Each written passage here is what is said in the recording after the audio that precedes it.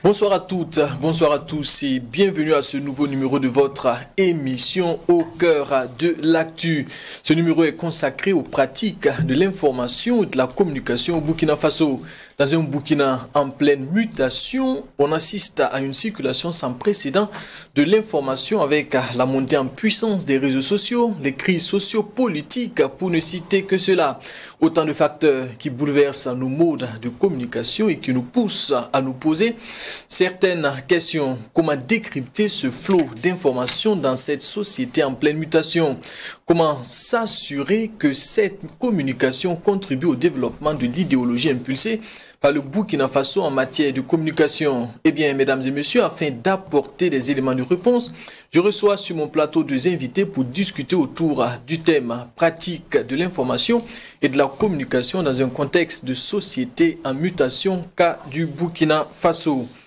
Et nous avons à ma droite Dr Lassina Kabouri, il est maître de conférence, il est membre du laboratoire médias et communication organisationnelle LAMCO de l'Université Joseph Kizerbo. Il est également le nouveau directeur de l'Institut panafricain d'études et de recherche sur les médias, l'information et la communication IPEMIC. Bonsoir et bienvenue. Bonsoir.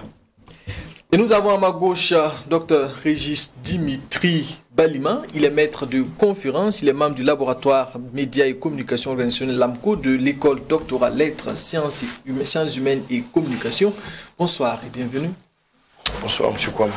Et merci à vous de répondre présent à notre invitation pour parler de ce thème qui est assez important.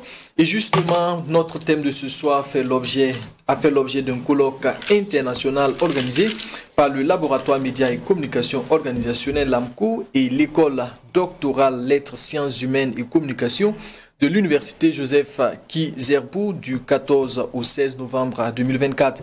Alors, retour sur l'ouverture de ce colloque dans ce reportage de Daouda Porgo et Adja Diallo et on revient pour la suite de cette émission.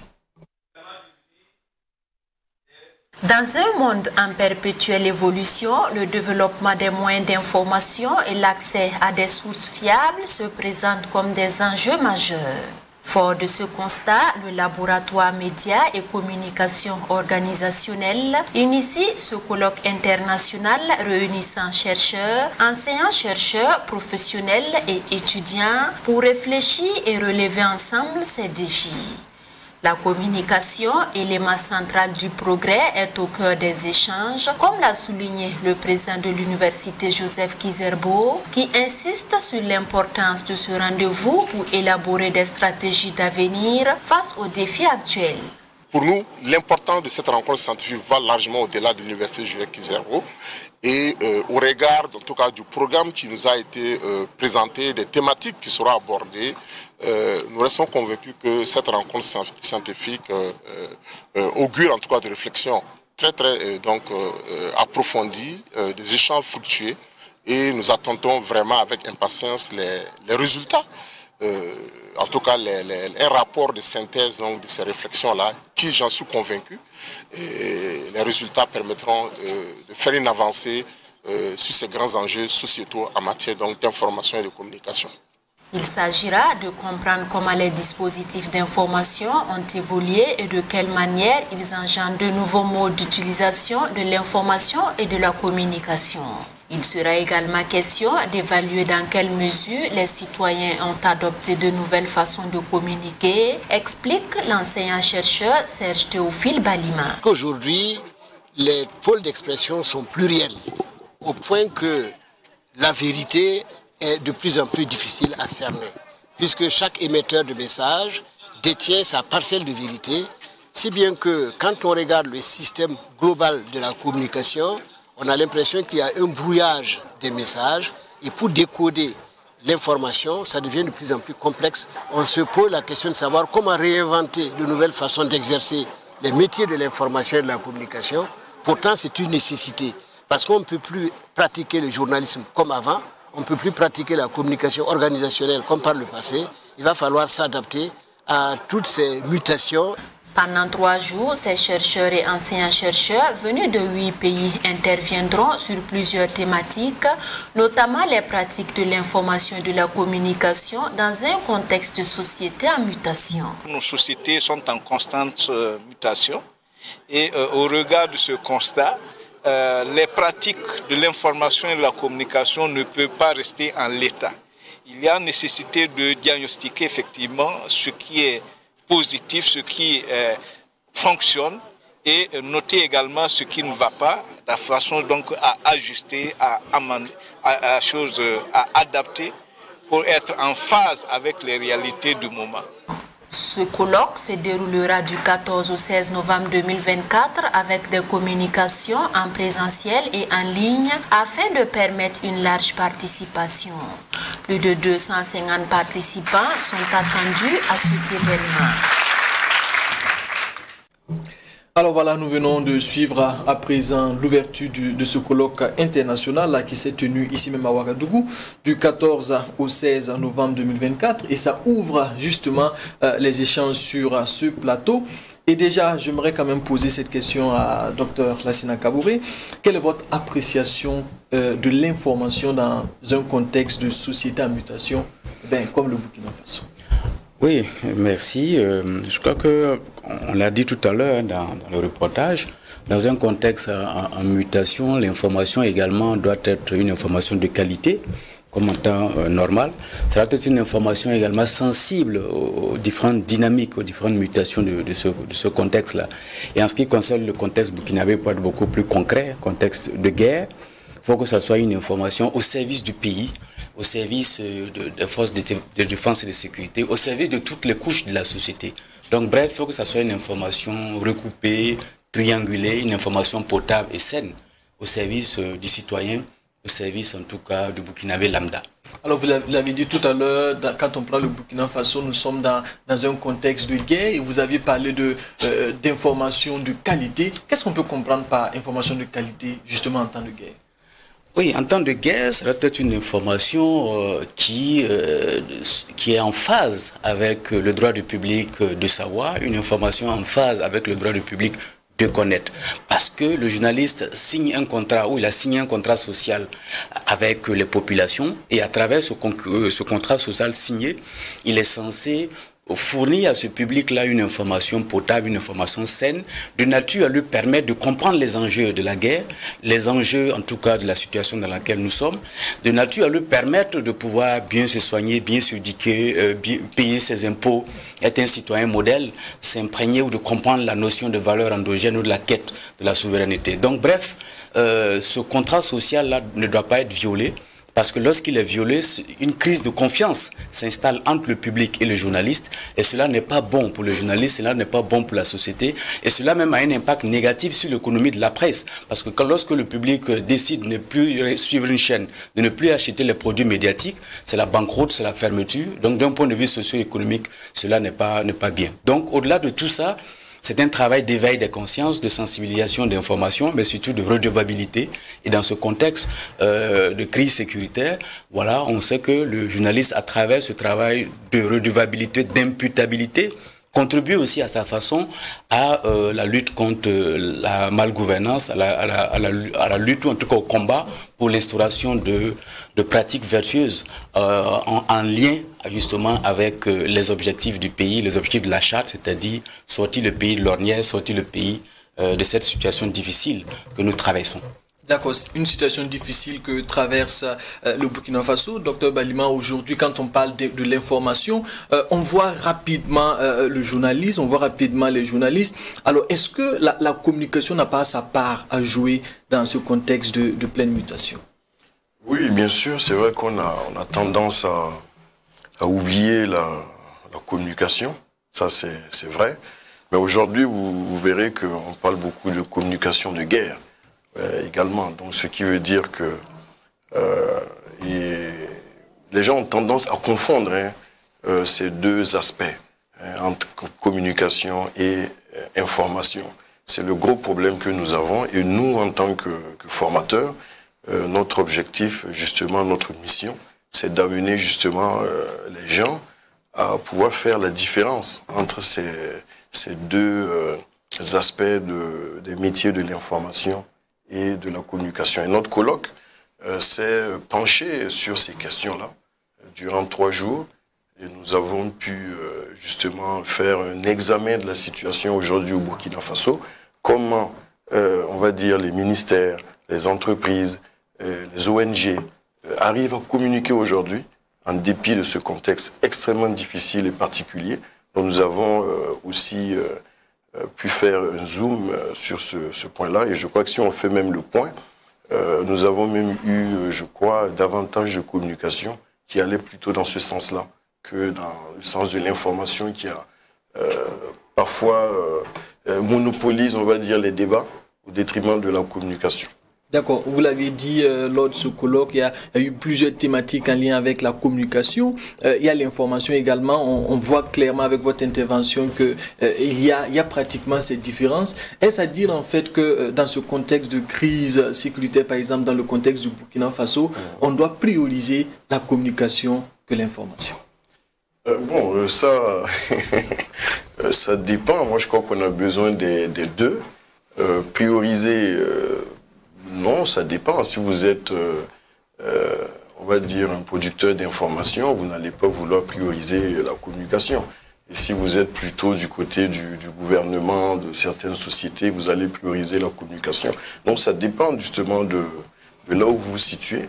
Mais à mon avis, les deux, les professionnels de l'information doivent travailler de manière professionnelle, tout comme les communicateurs. D'accord. Alors avec docteur Balima qui est revenu un peu sur ce concept même de la communication, je vais revenir un peu avec vous sur l'information. Aujourd'hui, on voit qu'il y a un travail qui est abattu par les différents médias au Burkina Faso. Dites-nous aujourd'hui quel peut être l'apport des médias en termes de développement du Burkina Faso. Oui, c'est un apport qui est intimement lié à la mission même des journalistes, à la mission même des médias. C'est-à-dire la définition classique, la mission classique, c'est informer, sensibiliser, éduquer la population. Mais c'est aussi le travail à faire en sorte qu'en termes de redevabilité, en termes de reddition des comptes, on ait des pratiques vertueuses de nature à permettre au pays d'avancer, de sortir du sous-développement, en tout cas de tendre vers le développement de façon générale. On peut s'attarder par exemple sur la mission, on va dire, de redevabilité ou d'imputabilité. Parce que par exemple, quand la presse par exemple mène une enquête, mène une investigation qui aboutit par exemple à, je veux dire, à l'exhumation de pratiques peu vertueuses, on va dire quoi, si c'est avéré, si vraiment les reportages portent sur des cas de mauvaise gouvernance par exemple. Vous voyez qu'il n'y a pas longtemps, je pense qu'on a parlé du problème du charbon fin, par exemple. Vous voyez ce que ça a permis à l'État d'engranger comme ressources, par exemple. Donc ça, c'est une illustration qui montre que ce travail de redevabilité permet au pays d'engranger des ressources pour pouvoir les réinjecter dans son développement. Ça, c'est le premier aspect. Par exemple, la notion d'information. En journalisme, on a coutume de dire en classe, pour charrier un peu nos étudiants, qu'un citoyen sous-informé est un sous-citoyen. C'est-à-dire que quand vous êtes bien informé, ça vous permet de comprendre les enjeux de la société dans laquelle vous vivez, ça vous permet de comprendre les enjeux de la guerre, ça vous permet de mieux collaborer par exemple avec les forces de défense et de sécurité, ça vous permet d'accompagner les personnes déplacées internes et ça vous permet également de faire en sorte que à travers vos faits et gestes, à travers votre accompagnement, qui peut prendre plusieurs formes, de nature à nous permettre de gagner la guerre et de sortir de cette difficulté. Donc ça, c'est une autre illustration. Autre illustration aussi, lorsque un citoyen est bien informé, ça lui permet par exemple de savoir se soigner. Actuellement, on sait que c'est la période c'est l'harmattan, il y a des maladies respiratoires qui émergent. Nous sommes sortis de la dengue, du paludisme. Donc le message de sensibilisation que la presse véhicule permet aux citoyens de savoir par exemple que quand j'ai des malaises, j'ai des symptômes qui ressemblent un peu à ceux du paludisme. Il y a des maladies, enfin il y a des comprimés qu'il ne faut pas prendre parce que derrière, dans l'hypothèse où une dengue se cache, par exemple, cela peut dégrader ma santé, par exemple. Mais là, les médias permettent de faire ce travail-là. Voilà. Par exemple, en termes de sensibilisation aussi, les impôts, par exemple. Vous savez que quand, à la matière, il faut sensibiliser les gens, certains, parfois de bonne ou de mauvaise foi, ne veulent pas payer, mais le travail de sensibilisation des médias peut nous permettre d'avoir des pratiques vertueuses, de nature à nous permettre d'engranger des ressources et d'avancer. La circulation routière aussi est une bonne illustration. Donc les médias peuvent éveiller la conscience, nous faire comprendre qu'en réalité, quand on brûle un feu, ce n'est pas bien. Voilà, quand on roule sans casque, c'est dangereux. Et si vous disparaissez, vous mettez en difficulté vos familles, vous mettez en difficulté l'avenir de vos enfants. Donc ce travail de sensibilisation-là, également, il est important. Et puis il y a aussi, peut-être dernière illustration, la promotion de la culture. Vous voyez qu'aujourd'hui, on parle de, on va dire quoi, sursaut patriotique, valorisation du Cocodonda, de nos tenues, en fait, de nos valeurs et de nos vêtements endogènes. Donc, les médias, en tant que catalyseurs, en tant que technologie d'amplification de ce discours-là, permettent de faire en sorte que les lignes bougent dans les esprits, mais également dans les comportements au quotidien. Donc, la contribution des médias est inestimable. D'ailleurs, j'ai terminé là-dessus. Il y a un petit adage en classe qu'on aime envoyer à nos étudiants. On dit qu'un journaliste peut envoyer plus d'âmes au ciel qu'un curé, qu'un imam. C'est juste pour dire qu'en réalité, ce travail d'éveil des consciences, de sensibilisation, de bonification, voilà, permet de tirer l'ensemble des citoyens vers le haut, voilà, vers des citoyens meilleurs, des citoyens beaucoup plus en phase avec les enjeux contemporains, les enjeux de la société. D'accord. Alors, avec Dr Balima, quand on écoute un peu l'intervention de Dr Kabouri, on voit plusieurs aspects qui sont pris en compte par les médias par rapport à l'information, par rapport à, par exemple, à la sensibilisation. Est-ce que un média qui s'engage dans la sensibilisation par rapport à un aspect donné, par rapport au contexte, est-ce qu'il ne risque pas de se plonger pratiquement dans la communication que dans l'information? Non, mais ça, tout... bon, évidemment, il y a ce risque-là. Vous savez que si vous êtes allé faire un compte rendu parce qu'il y a eu une ONG ou un ministère qui vous a demandé de venir le faire, et contre, évidemment, paiement, bon, en ce moment, évidemment, on basculerait dans la communication. Mais si c'est un reportage d'initiative, c'est le journaliste lui-même qui a pensé à cette idée, qui a observé, qui a fait ce constat et qui est allé sur le terrain et qui a collecté l'information et qui est venu la traiter, il n'y a pas de problème. On reste en ce moment dans le journalisme. D'accord. Et quand on prend justement, je veux quand même rester sur cet aspect-là, oui. Quand on parle de la communication et puis de l'information, surtout dans un contexte de mutation, qu'est-ce qui impacte alors, selon vous, le plus les pratiques de l'information et de la communication au Burkina Faso? Bon, c'est ce que vous savez, hein, ce sont les aspects numériques. Hein, aujourd'hui, surtout l'intelligence artificielle, c'est vraiment le principal défi aujourd'hui. On se demande même si certains métiers, comme les métiers de la communication, si certains métiers ne vont pas carrément disparaître.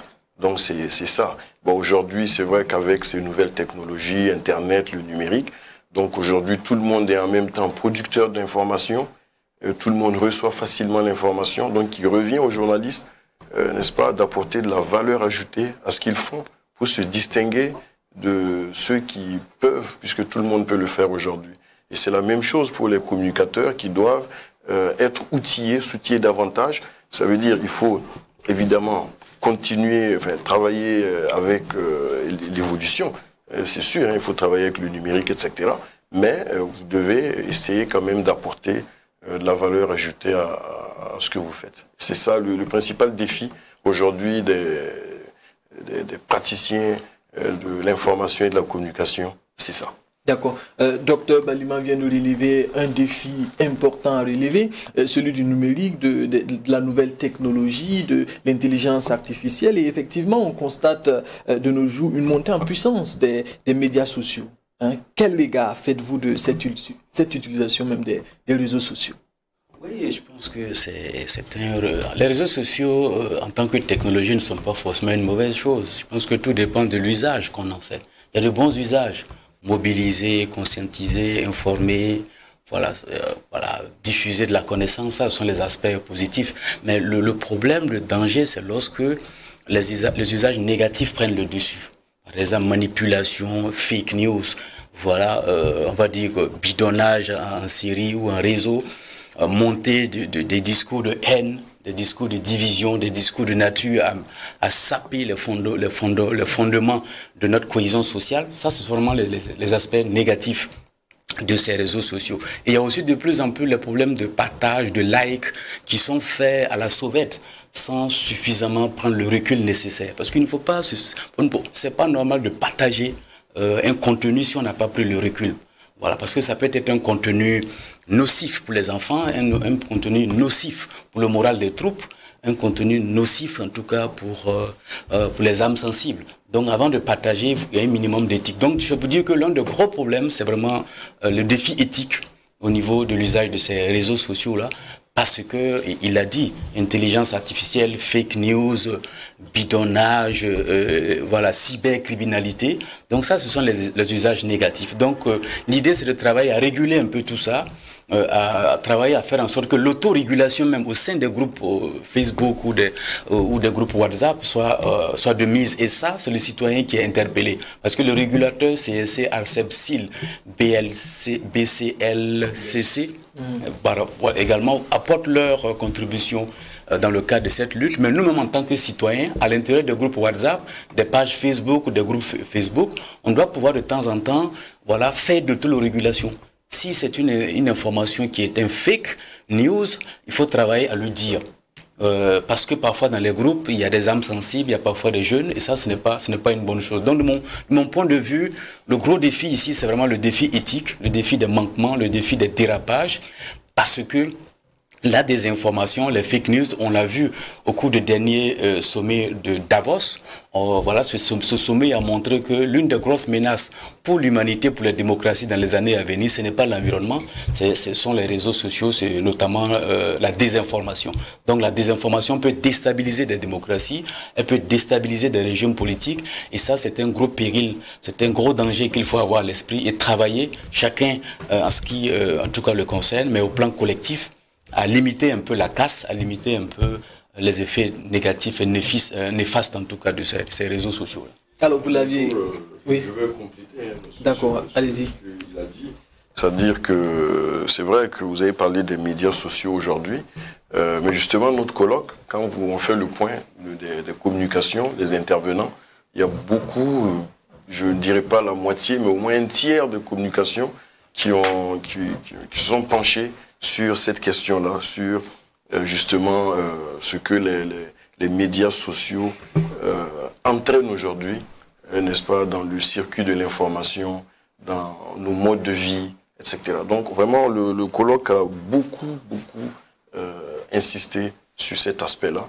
Et je crois que bientôt, si tout va bien, nous allons mettre à la disposition donc, de tout le monde la publication des actes, tout à fait. Avec vraiment toutes les résumés des réflexions que nous avons pu mener durant ces 3 jours.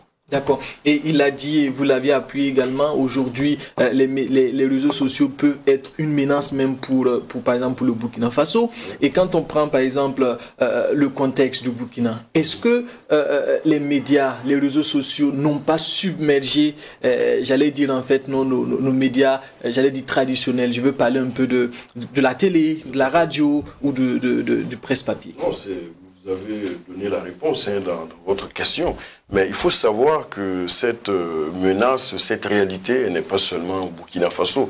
C'est une réalité qui existe partout.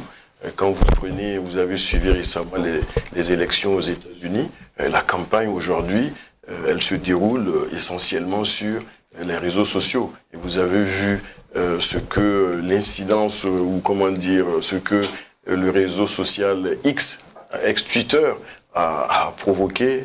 Voilà, donc vous voyez qu'aujourd'hui, il y a même des médias qui ont décidé de quitter X parce que X aurait, selon eux, en tout cas contribué à manipuler un peu, à tronquer cette élection-là. Donc ça, c'est une réalité qui est mondiale. Voilà, donc le Burkina Faso ne peut pas vivre en dehors de cela. Maintenant, ce qu'il faut, c'est que nous devons nous adapter. C'est vrai, vous l'avez dit, que les réseaux sociaux aujourd'hui submergent un peu tout le monde et les gens ont plus le réflexe d'aller suivre comment on va dire ça, d'aller sur ce qui se passe sur les réseaux sociaux. Bon, ça, c'est comme ça, c'est une tendance mondiale. Et quand vous prenez dans la plupart des pays aujourd'hui, les moins de 25 ans s'informent essentiellement à travers les réseaux sociaux. Et bon, aussi un peu Internet, mais pas plus à travers les médias classiques. Et aujourd'hui, vous-même, vous êtes obligé, pour exister, d'être à la fois présent sur les réseaux sociaux, d'avoir des pages Facebook, ainsi de suite. Ça, c'est comme ça, c'est une tendance. Et ça, quand on parle de mutation, de société en pleine mutation, les médias même sont en pleine mutation. Et donc, c'est ça, il faut s'adapter.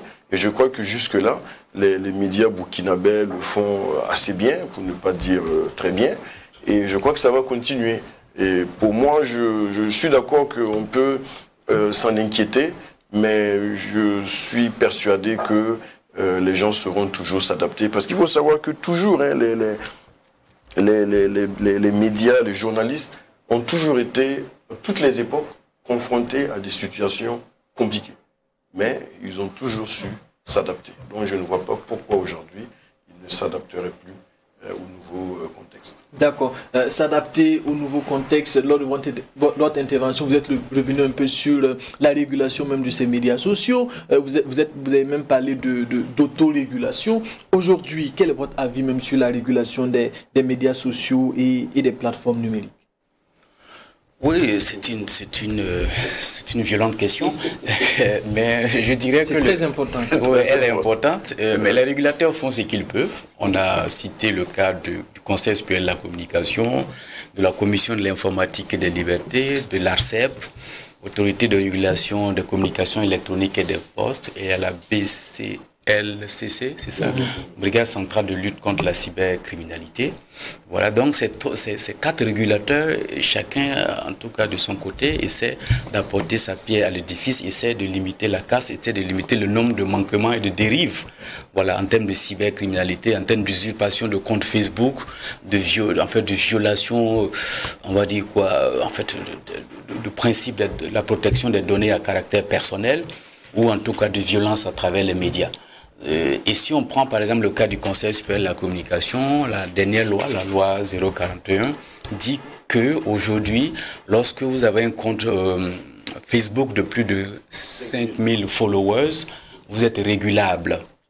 Donc ça c'est vraiment, voilà, on va dire quoi, c'est une mesure qui a été prise, une réforme qui a été prise pour encadrer, pour assainir un peu le secteur des réseaux sociaux, mais il faut de l'accompagnement. Il faut que d'un point de vue technique et technologique, en fait que le CSC ait les moyens de pouvoir surveiller ces comptes de plus de 5000 followers, mais la surveillance technique seule ne suffit pas.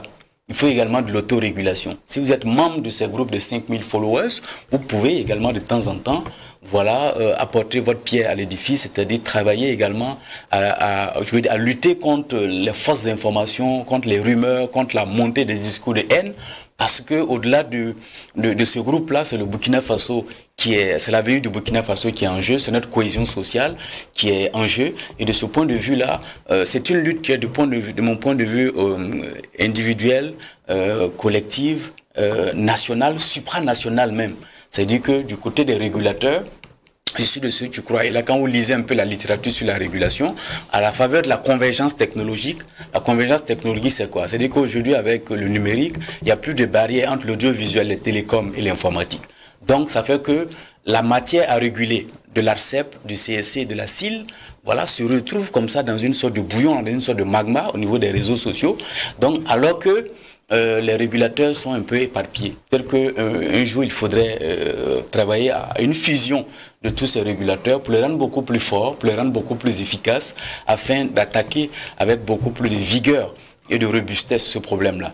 Et au plan on va dire quoi, sous-régional, au plan supranational, voilà, il faut que de plus en plus les régulateurs du Burkina, du Mali, du Niger, de l'AES se mettent ensemble pour attaquer le problème de fake news sécuritaire, par exemple, sur les réseaux sociaux. Mais pas que, ça peut être également aussi, il y a des structures au plan africain qui existent, il y a le RIAC, Réseau des instances africaines de régulation de la communication, il y a le REFRAM, le réseau francophone de régulation des médias. Donc tout ça, ce sont des structures supranationales qu'on peut mobiliser pour pouvoir attaquer ce problème. Parce que l'une des grosses difficultés des réseaux sociaux, c'est leur caractère aterritorial, leur caractère transnational. Ça veut dire que et là, lui et moi, on a présenté une communication sur la géographie de l'information et des médias, où on montre par exemple qu'aujourd'hui, avec les réseaux sociaux, il y a une dimension géographique qu'il faut prendre en compte et qui complexifie le problème. Vous avez des cyberactivistes qui sont en dehors du pays, qui nous envoient un certain nombre d'informations qu'on peut aimer ou ne pas aimer, mais l'ennui, c'est que quand ça menace la stabilité de notre pays, quand ça menace la cohésion de notre pays, c'est difficile de les inquiéter ou de les appréhender parce qu'ils sont en dehors du territoire burkinabé. Mais ça, c'est lié même à la nature des réseaux sociaux. Donc, de mon point de vue, je crois que le régulateur apporte sa contribution, mais il faut qu'il y ait également en amont de l'autorégulation. Et l'autorégulation du côté des journalistes, c'est l'OBM, l'Observatoire burkinabé des médias, mais c'est également aussi les associations, ce que vous appelez les OPM, non, Organisations professionnelles des médias, mais c'est aussi les citoyens que nous sommes. Voilà pourquoi l'éducation aux médias numériques doit se poursuivre. De plus en plus, on parle de grammaire des médias, la grammaire des médias, l'orthographe des médias. C'est-à-dire qu'aujourd'hui, il faut qu'on éduque le citoyen à vie sur l'usage sur la consommation de la télé, de la radio, l'usage des réseaux sociaux, du téléphone portable, parce que l'objectif, c'est de faire en sorte que le citoyen puisse avoir une lecture critique des contenus médiatiques, voilà, qu'il absorbe. Si cela est fait, en principe, ça peut en tout cas nous permettre de contenir la difficulté, les dérives. Alors, vous avez dit quelque chose qui est assez important. Vous avez dit en fait que la régulation des réseaux sociaux aujourd'hui, c'est une affaire nationale et même supranationale. Aujourd'hui, quand on prend par exemple le contexte de mutation au Burkina Faso, vous l'avez dit, on assiste à des influenceurs, on assiste à des activistes qui sont, que ce soit à l'intérieur du pays et même à l'extérieur du pays, mais qui drainent du monde sur les réseaux sociaux et qui, par moments, transmettent des paroles de haine qui ne vont pas justement en accord avec le contexte actuel. Voilà, tout à fait. Je pense qu'ici, on en parlait, le collègue en parlait tout à l'heure, c'est que là, c'est la montée en puissance de la communication dans le domaine de l'information. Et dans l'opinion, parfois, certains font des amalgames entre réseaux sociaux et journalisme. Voilà. Donc, du coup, la difficulté, c'est que dans ces grands groupes, voilà, réseaux sociaux drainés par, on va dire, des influenceurs. Voilà, il faut faire une différence aussi. On profite pour faire de la pédagogie, pour montrer qu'un influenceur, ce n'est pas un journaliste. Un cyberactiviste, ce n'est pas un journaliste. Ce sont des pratiques différentes. Voilà, un journaliste, ce n'est pas un animateur. Un journaliste, ce n'est pas un lanceur d'alerte. Voilà, ce sont des métiers, ou en tout cas, différents. Or, dans l'opinion, parfois, quand vous collectez, vous traitez, vous diffusez l'information, une certaine opinion a le sentiment que n'importe qui, aujourd'hui, peut être journaliste. Et en principe, certains même vont jusqu'à pousser le bouchon plus loin pour estimer qu'on n'a plus besoin de journalistes. Ce qui est une erreur. Parce que s'il y a un point sur lequel le journaliste est indétrônable, c'est le terrain de la collecte, du traitement, mais surtout de la vérification et de la triangulation de l'information. Et quand vous discutez, j'ai même publié un petit travail là-dessus, avec les lanceurs d'alerte, les cyberactivistes, ils estiment que eux, du point de vue factuel, ils le laissent aux journalistes. L'information, ils le laissent aux journalistes et ils sont du côté de la prise de position, de l'opinion. Voilà. Mais on a besoin de tous ces pans-là, de tous ces acteurs-là pour développer un pays, pour développer une démocratie. Mais pourvu que ça soit fait dans l'honnêteté, pourvu que ça soit fait, on va dire, en toute objectivité, pourvu qu'il n'y ait pas intention de nuire, pourvu que les gens, pourvu qu'il n'y ait pas, on va dire quoi, pourvu que les acteurs ici n'avancent pas masqués. Voilà, il ne faut pas avancer masqué, il faut travailler dans le sens de l'intérêt général, dans le sens de la préservation du bien commun. Et voilà pourquoi les journalistes doivent travailler justement à garder le label de qualité qu'ils ont. Parce qu'aujourd'hui, dans ce contexte d'infobésité, là, c'est-à-dire qu'il y a tellement d'informations que le public, le consommateur est un peu perdu, le journaliste doit pouvoir également garder son identité. Et la meilleure façon d'y parvenir, c'est de travailler à diffuser une information de qualité, une information potable, une information saine. Parce que c'est comme cela qu'il peut arriver vraiment à durer dans le temps, à faire preuve de résilience et justement à contribuer au développement de ce pays. D'accord. Alors je veux rester toujours avec la régulation de ces réseaux sociaux. Aujourd'hui, vous l'avez dit, on assiste à des influenceurs qu'on connaît et à des cyberactivistes qu'on connaît. Quand on regarde également sur les réseaux sociaux, on assiste également à des profils qu'on ne connaît qui est vraiment derrière ce profil-là et qui arrive à drainer du monde et qui arrive souvent aussi à transmettre des paroles de division et ça existe au Burkina Faso vu qu'on parle de mutation. Oui, ça existe, je vais me répéter, mais ça existe au Burkina Faso. C'est vrai que le contexte actuel fait que bon, c'est plus dangereux, mais il faut savoir que ce sont des choses qui existent un peu partout. Mais ce qu'il faut faire, c'est, comme il a dit tout de suite, c'est de travailler à éduquer les populations aux médias et notamment au numérique. Parce qu'il y a un problème à ce niveau, et tant que les citoyens ne seront pas suffisamment éduqués au numérique, ce sera un gros problème. Parce que c'est vrai qu'on parle de régulation des plateformes numériques, etc. Il y a beaucoup de professionnels, de chercheurs et autres qui estiment que c'est bien d'essayer de réguler ces plateformes numériques, les réseaux sociaux et consorts, mais en réalité, c'est peine perdue d'avance. Donc ce qu'il faut faire, c'est de travailler à la base au niveau des populations, au niveau des citoyens, pour que chacun ait un usage responsable des médias numériques. Ça, c'est quelque chose de très important. Et la responsabilité ne doit pas être seulement au niveau des émetteurs, mais c'est aussi au niveau des récepteurs, au niveau des plus jeunes, des parents qui doivent travailler à accompagner, on va dire, leurs enfants. Parce qu'aujourd'hui, en principe, dans les programmes scolaires, il faudrait qu'on ait un vaste programme d'éducation aux médias et au numérique. C'est quelque chose de très important. Si on ne le fait pas, je peux vous assurer que dans les années à venir, ça va être un gros problème. Et aujourd'hui, il faut comprendre qu'il y a beaucoup de gens qui n'étaient pas du tout alphabétisés, mais qui se sont alphabétisés directement via le numérique. Ils sont analphabètes, mais numériquement, au niveau des trucs, ils ne le sont pas. Ils savent gérer, ils savent envoyer des audios, ainsi de suite. Ils savent manipuler, donc c'est ça. Mais donc, il y a tout un travail qu'il faut faire à ce niveau pour que ces personnes-là ne partagent pas systématiquement ce qu'elles reçoivent, pour qu'elles comment on appelle ça, ne filment pas n'importe quoi, n'importe où, pour balancer. Donc, il y a vraiment un problème sérieux à ce niveau. Et je crois que si on fait confiance, hein, c'est pas pour faire la publicité des chercheurs, mais si on fait confiance aux chercheurs, aux étudiants aussi, qui travaillent sur ces questions, qui font beaucoup d'enquêtes sur ces aspects-là. Ce sont des résultats de nos travaux qu'on devrait davantage vulgariser. Mais pour cela, on a vraiment besoin de vous. Il faut qu'il y ait une communication autour de tout cela. Et donc, je crois que le colloque a aussi permis de mettre en lumière un certain nombre de choses. Je me rappelle d'une communication qui a été faite par un collègue de Bobo Dioulasso, donc qui a montré comment au niveau des établissements scolaires, les jeunes utilisent un peu ces plateformes-là. Et bon, je crois que c'est quelque chose, c'est important. Donc on a pu détecter quelques travers, ainsi de suite. Et ça, c'est bien. Vous avez même vu qu'aujourd'hui, même au niveau de l'université, même dans les lycées et collèges, vous voyez que les responsables des établissements créent même des groupes WhatsApp et autres où on insère, on associe les étudiants pour partager un certain nombre d'informations. Donc, quand on utilise, on va dire, tout cela de manière responsable, au contraire, c'est la société qui gagne. Okay. Mais si c'est mal utilisé, là, c'est un gros problème. D'accord, vous l'avez dit tout à l'heure, les responsabilités sont partagées, tant au niveau de l'émetteur que du récepteur. Alors aujourd'hui, comment distinguer, comment faire la part des choses entre la vraie information de la fausse? Alors ça, c'est la chose la plus difficile aujourd'hui. Ça, c'est vrai pour le citoyen lambda, c'est pas évident.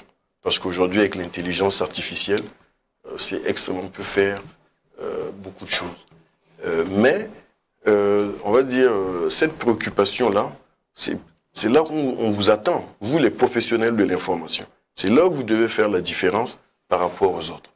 Donc c'est vous qui devez être en mesure de faire cette distinction-là et de rassurer de manière continue vos publics pour que vos publics aient systématiquement confiance en vous. pour qu'en cas de besoin, lorsqu'il s'agit de vérifier une information, qu'on vienne plutôt vers vous et non vers les réseaux sociaux. Donc c'est là votre responsabilité, votre principal défi se situe à ce niveau, pour ne pas ressembler aux autres. D'accord. Alors, qui parle de professionnels parle forcément d'éthique.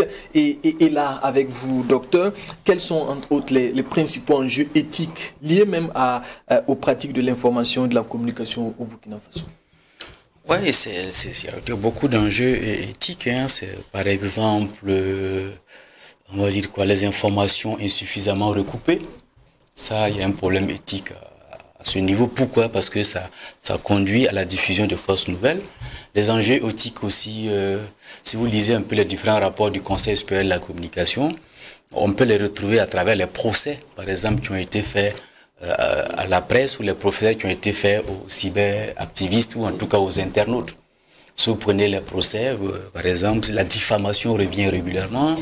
Certaines images aussi. Ces images choquantes, ou en tout cas les images dégradantes. Voilà.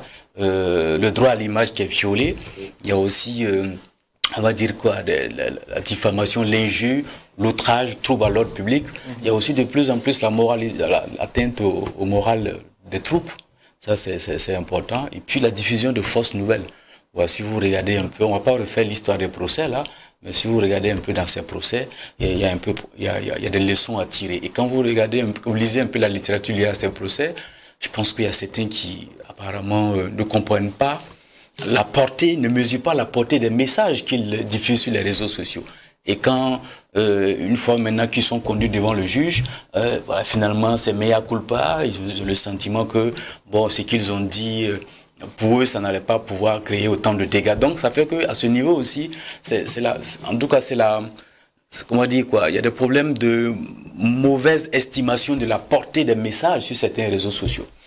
Autre enjeu éthique, de façon globale, hein, c'est de travailler à faire en sorte qu'il y ait peu de fautes professionnelles, si on peut parler ainsi. Parce que l'objectif de l'éthique et la déontologie, c'est de faire en sorte que la profession soit crédibilisée, que son niveau de légitimité augmente. Parce que quand vous êtes une profession où il y a trop de fautes, où il y a trop de dérapages, à un moment donné, l'opinion, le public n'a plus confiance en vous. Donc ici, l'un des enjeux de l'éthique et de la déontologie, c'est de travailler à crédibiliser, à assainir le secteur des médias de façon générale. Et voilà, donc de mon point de vue, s'il y a un combat aussi lancinant qu'il faut travailler vraiment à mener et à gagner rapidement, c'est le combat contre les fake news aujourd'hui. Voilà, parce qu'il y a trop d'informations qui circulent, trop d'infobésité, trop d'inforexie aussi parfois, parce que les deux extrêmes, il faut les voir. Et du coup, la notion de fake news, en fait, de fact-checking, donc ça c'est le remède contre les fake news, doit être, on va dire, vulgarisé un peu plus dans les rédactions. Je sais qu'il y a des initiatives qui existent. FasoCheck, le Faso.net de temps en temps de façon informelle le fait, mais à l'échelle nationale, par exemple, une chaîne de télévision comme la vôtre, si ce n'est déjà fait, doit également avoir un petit service de fact-checking pour pouvoir, on va dire quoi, démêler le vrai du faux.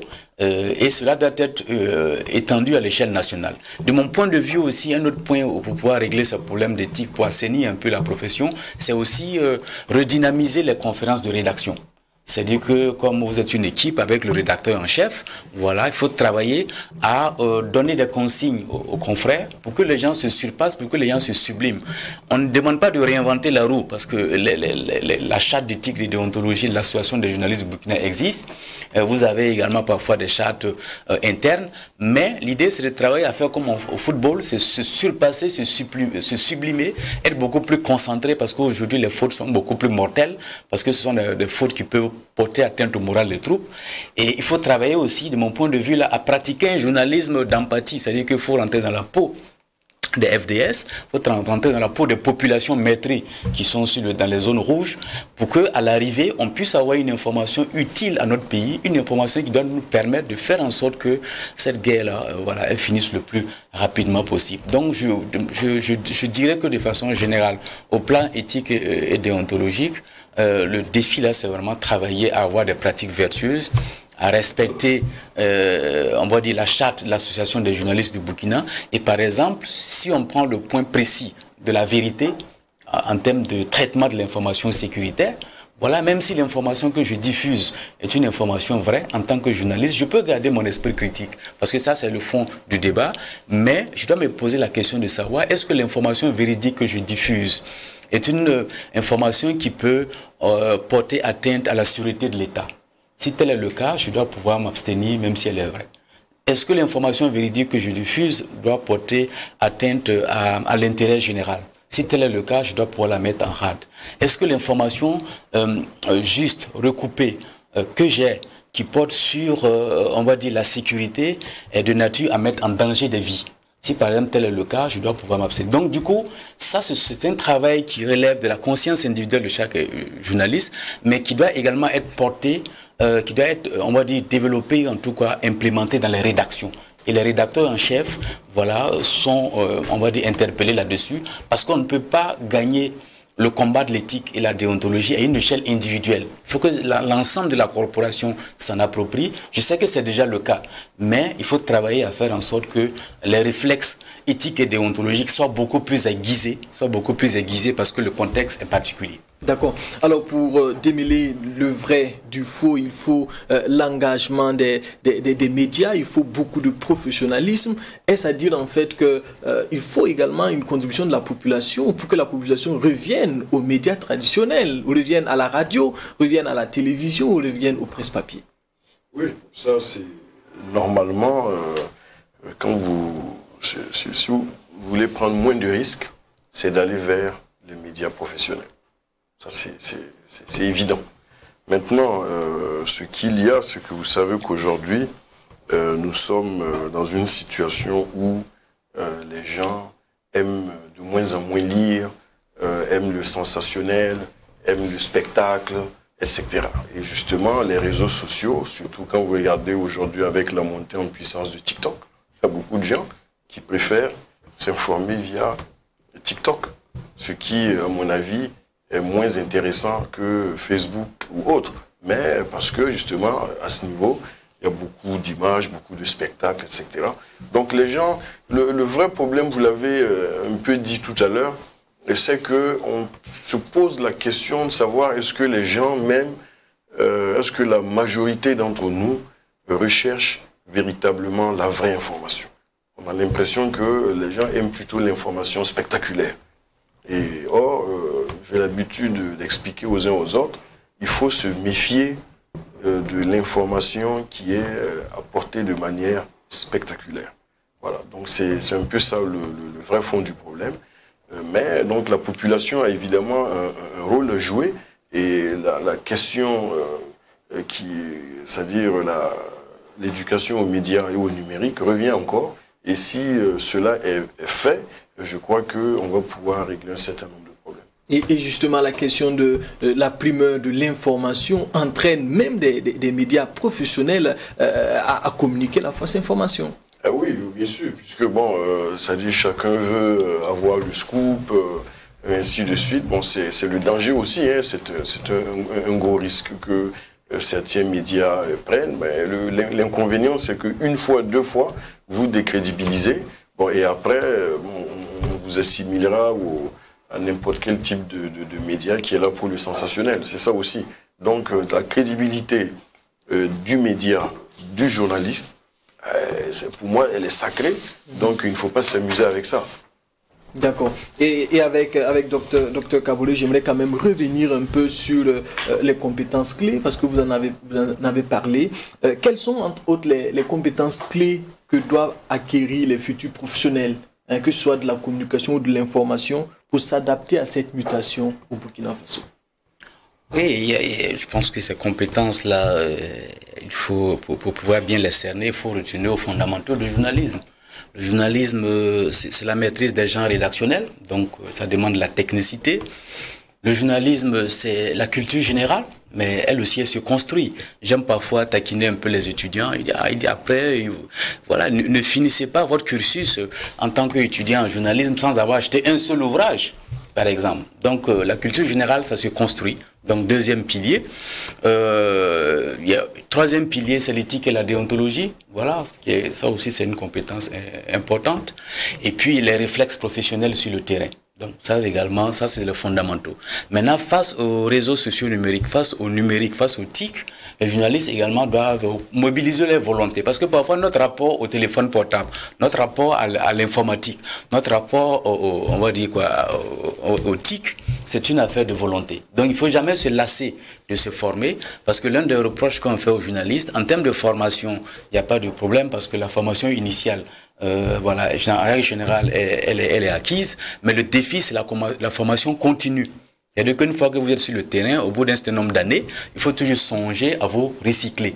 Et on parlait tout à l'heure également de la problématique des jeunes et des réseaux sociaux. Vous aussi, on doit comprendre aujourd'hui qu'au niveau de la presse, il faut avoir, on va dire quoi, la rédaction classique, c'est-à-dire tel que ce plateau, ce studio, mais derrière, il faut qu'il y ait des plateformes robustes. Il faut également aussi qu'il y ait un écosystème derrière ces plateformes, c'est-à-dire un volet Facebook, Twitter, Instagram, des chaînes, YouTube, etc. Donc il faut aller chercher le public où il se trouve, le public jeune. Si les jeunes aiment Instagram, s'ils aiment Twitter, s'ils aiment TikTok, vous aussi, il appartient aux entreprises médiatiques, là on revient à la communication, de développer des stratégies de communication audacieuses pour aller chercher les clients, en griffe, on va dire quoi, le public là où il se trouve, je parle de public jeune. Mais pour revenir à l'information, parce que c'est un peu plus la citoyenneté, c'est un peu plus les aspects non marchands, je crois qu'il faudrait travailler aussi à gagner la bataille, il a dit, de la qualité, la bataille de la crédibilité, la bataille de la légitimité. Et le contrat social est sacré aussi. Le contrat signé avec le public est un contrat sacré. Il faut travailler à faire en sorte que le public ait droit à une information saine et potable. Et on a coutume de dire aussi en journalisme qu'une nouvelle technologie ne tue pas une ancienne. C'est-à-dire que la radio n'a pas tué la presse écrite, la télé n'a pas tué la radio, et les réseaux sociaux, notamment les TIC, le numérique ne tuera pas les médias classiques. En fait, ces médias-là doivent se réinventer. Et aujourd'hui, le journaliste doit comprendre que le monde est en mutation, on l'a dit au cours du colloque. Eux aussi, ils doivent changer. Parce qu'aujourd'hui, la façon d'exercer la pratique journalistique a changé. Illustration. Pourquoi? Parce que, par exemple, aujourd'hui, c'est beaucoup plus rapide. Il y a l'instantanéité, il y a l'immédiateté. Parfois, j'ai une information, je vais en reportage, je suis sur une presse en ligne. Pendant que je suis sur le site du reportage, même je peux envoyer un papier et c'est publié en ligne. Donc ça c'est quelque chose de nouveau. Il y a aussi par exemple un phénomène un mot un peu barbare, ça veut dire quoi, c'est la consommation ubiquitaire de l'information. Ça veut dire qu'aujourd'hui, par exemple, je vais sur votre site Burkina Info, votre plateforme, voilà, la même information, je peux la trouver sur l'observateur.bf, sur sidoya.bf. Donc aujourd'hui, par exemple, avec la gratuité qu'on a en termes d'accès à l'information, cela crée de l'infobésité, c'est-à-dire qu'une quantité surabondante de l'information. Ça, c'est un élément nouveau. Je parlais de la convergence technologique aujourd'hui, qui fait que des contenus qui se retrouvaient sur le réseau télécom se retrouvent sur le réseau audiovisuel, et des contenus audiovisuels se retrouvent sur le réseau télécom. Donc ça fait que les mêmes entreprises qui au départ étaient dans le domaine de la télécom, des télécommunications par exemple, se retrouvent dans l'audiovisuel et vice-versa. Donc ça crée des groupes de presse, ça crée des mastodontes médiatiques, et il y a des risques de concentration, et là c'est un problème de régulation qu'il faut régler. Donc ça également, ça a changé. Voilà. Donc du coup, ce sont des illustrations pour montrer en quoi est-ce que aujourd'hui le contexte, les mutations technologiques influe sur la pratique du journalisme. D'accord, on n'est plus par le temps, on est pratiquement à la fin de cette émission. Très rapidement, c'est vrai que vous avez posé la question, il a mis l'accent sur le journalisme et autres, mais moi je voudrais insister sur les métiers de la communication qu'on a tendance à un peu oublier peut-être un peu, mais je crois que vous avez demandé ce qu'il faut. C'est-à-dire, il a dit, hein, le principal défi, c'est vraiment la culture générale. Parce qu'aujourd'hui, malheureusement, beaucoup de gens viennent dans les métiers de la communication parce qu'ils n'ont rien trouvé ailleurs. Donc ils viennent là parce qu'ils ont l'impression que c'est des métiers légers, il faut juste savoir bien s'habiller, savoir parler, ainsi de suite. Non, c'est beaucoup plus sérieux que ça. Quand vous êtes dans la communication, vous devez être quelqu'un de très bien informé, vous devez maîtriser les enjeux de ce monde, etc. Et vous devez être en mesure d'être aussi créatif, dynamique, inventif. Ça, c'est quelque chose de très important. Malheureusement, aujourd'hui, nous avons beaucoup de gens qui sont dans la communication, mais qui croient que c'est juste faire de la figuration. Et c'est ça le principal défi. Et donc, je crois qu'il faut peut-être profiter de votre tribune pour expliquer aux jeunes que c'est quand même un métier beaucoup plus sérieux que ça, où il faut être vraiment créatif et avoir un certain nombre d'aptitudes, notamment au niveau des langues, etc. D'accord, et pour terminer rapidement, est-ce à dire en fait que dans une société en pleine mutation, il faut pratiquement une adaptation de l'ancien au nouveau? Ben oui, et ça il faut absolument savoir s'adapter continuellement, parce que c'est une formation qui ne s'arrête jamais. Donc ça, il faut le comprendre. Et aujourd'hui, puisqu'on utilise des langues pour communiquer, de plus en plus, il y a le défi des langues, même nationales, qui est là, et aussi le défi des langues comme l'anglais, le chinois, etc., que nous devons aussi savoir apprendre et savoir maîtriser si on veut aller de l'avant. D'accord. Et on termine avec docteur, comment s'adapter de façon pratique à cette mutation, surtout au Burkina Faso, quand on parle d'information ou de communication? Oui, il faut s'adapter en s'appuyant sur les fondamentaux de la profession, donc retour aux sources, mais également se projeter vers l'avenir. S'adapter aussi, c'est avoir des esprits ouverts au changement. On va se dire que le monde est en pleine mutation et quand le monde change, quand l'environnement change, en tant que journaliste, je dois également changer. Mais cela ne veut pas dire qu'il faut jeter à la poubelle, on va dire, les principes, les fondamentaux de la profession. Donc, utiliser comme soubassement, comme socle, les fondamentaux de la profession, mais travailler également aussi à intégrer les nouveaux enjeux technologiques, sociétaux du contexte pour pouvoir faire en sorte que la profession puisse se développer et avancer. D'accord. Voilà. Et quel message, pour terminer avec vous, à l'endroit des communicateurs dans un contexte de mutation? C'est de ne pas refuser la formation. Il faut accepter d'aller se faire former, de se recycler continuellement, parce que malheureusement, beaucoup de gens exercent sans avoir les b.a.-ba. Et ça, pour moi, c'est quelque chose de dangereux, que ce soit et les journalistes et les communicateurs.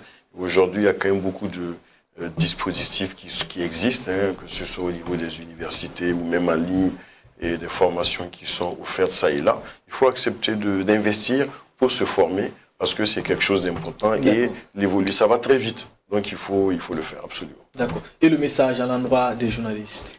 Le message reste le même. Voilà, il faut qu'ils tiennent le coup, c'est la résilience. Voilà, le plus important, c'est de mettre l'intérêt supérieur du Burkina Faso en avant, c'est de mettre notre sécurité en avant, de mettre en tout cas l'existence de ce pays. Parce que quand on traverse des difficultés existentielles comme le Burkina Faso le vit actuellement, il faut parfois également mettre de l'eau dans son vin et trouver des compromis existentiels également. D'accord. En tout cas, merci à vous d'être passé sur notre plateau. Merci beaucoup. On se retrouvera très bientôt pour d'autres sujets. Et merci à vous, fidèles téléspectateurs. On s'arrête là pour ce numéro. On se donne rendez-vous la semaine prochaine avec deux nouveaux invités. Au revoir.